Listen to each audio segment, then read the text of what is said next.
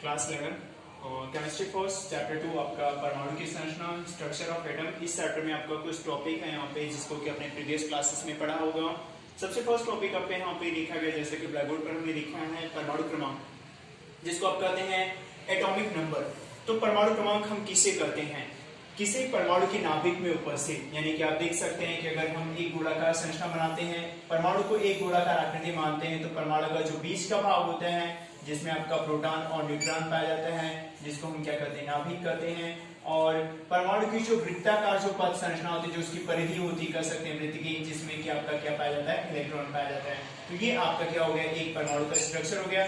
इस परमाणु में इसके केंद्र में जिसको हम नाभिक कहते हैं, यहाँ पे प्रोटॉन और न्यूट्रॉन पाया जाता है। प्रोटॉन जो कि धनावेशित होता है और न्यूट्रॉन के ऊपर कोई चार्ज नहीं होता, उदासीन होता है, और इलेक्ट्रॉन क्या होता है, माइनस आवेश होता है। तो परमाणु के नाभिक में उपस्थित जो प्रोटॉनों की संख्या होती है, उसी प्रोटॉनों की संख्या को ही हम क्या कहते हैं, परमाणु क्रमांक कहते हैं। जैसे कि आप देख सकते हैं यहाँ पे फिगर में, ये परमाणु की संरचना, इसमें प्रोटॉन आपका नाभिक में पाया गया, तो इसी प्रोटॉन की संख्या को ही हम क्या कहते हैं, परमाणु क्रमांक कहते हैं, जिसे हम Z से प्रदर्शित करते हैं।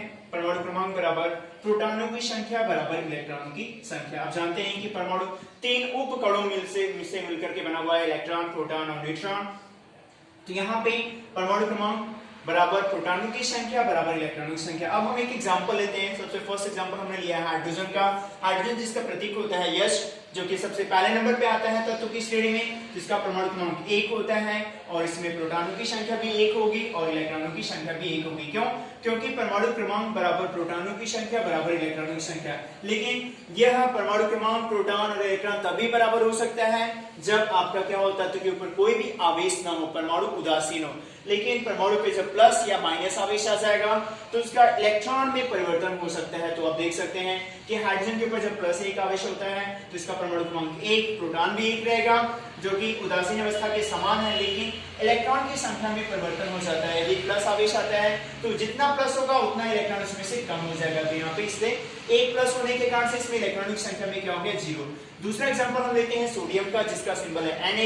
सोडियम का परमाणु क्रमांक 11 होता है, तो प्रोटॉन भी 11 होंगे और इलेक्ट्रॉन भी 11 होंगे, क्योंकि परमाणु क्रमांक प्रोटॉन और इलेक्ट्रॉन तीनों बराबर होते हैं। तो इस कारण से 11 प्रोटॉन, 11 परमाणु क्रमांक और 11 आपका क्या हो गया, इलेक्ट्रॉन हो गया। नेक्स्ट टॉपिक आपका क्या है, यदि सोडियम के ऊपर एक प्लस चार्ज लगता है, तो आपने पढ़ा होगा लोअर क्लासेस में कि सोडियम जिसका परमाणु क्रमांक 11 होता है, और अगर बहुत बड़े रूल के अकॉर्डिंग आप इलेक्ट्रॉनिक विन्यास करते तो 2 8 1, और ये अपने वाई कोष का एक इलेक्ट्रॉन त्यागता है जब सोडियम, तो अपना क्या करता है, अष्टक पूरा करता है और सोडियम के ऊपर एक प्लस आ जाता है। तो सोडियम आयन का परमाणु क्रमांक भी 11 ही होगा और इसके में प्रोटॉन भी 11 होंगे, लेकिन इलेक्ट्रॉन क्या होगा, एक प्लस लग जाने के कारण से इसमें से एक इलेक्ट्रॉन आपका कम हो जाएगा।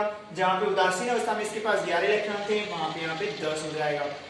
नेक्स्ट एग्जांपल है क्लोरीन। क्लोरीन जिसका परमाणु क्रमांक होता है 17, प्रोटॉन भी 17 और इलेक्ट्रॉन भी 17 होंगे। क्लोरीन का परमाणु क्रमांक क्या होता है, 17 होता है, जो कि पी ब्लॉक के अंतर्गत आने वाला तत्व है। क्लोरीन के ऊपर एक माइनस। अब यहाँ पे हम देखें कि क्लोरीन का परमाणु क्रमांक आप देखें उसी रूल के अकॉर्डिंग तो 17 परमाणु क्रमांक 2 8 7, और यहाँ पे क्लोरीन को अपने वाई कोष का अष्टक पूरा करना है, तो इसे एक इलेक्ट्रॉन क्या करना पड़ेगा, एक्सेप्ट करना पड़ेगा। तो क्लोरीन जब एक इलेक्ट्रॉन एक्सेप्ट करता है तो क्लोरीन के ऊपर क्या जाता है, एक माइनस आवेश। तो क्लोरीन जब उदासीन अवस्था में होता है तो इसके परमाणु क्रमांक प्रोटॉन और इलेक्ट्रॉन बराबर होंगे, लेकिन जब इसके ऊपर आवेश लग जाता है वो भी एक माइनस आवेश, इसका तात्पर्य वह एक इलेक्ट्रॉन ग्रहण किया है, तो जिस कारण से इसमें इलेक्ट्रॉनों की संख्या 1 बढ़ जाती है, तो इलेक्ट्रॉन 18 हो गए।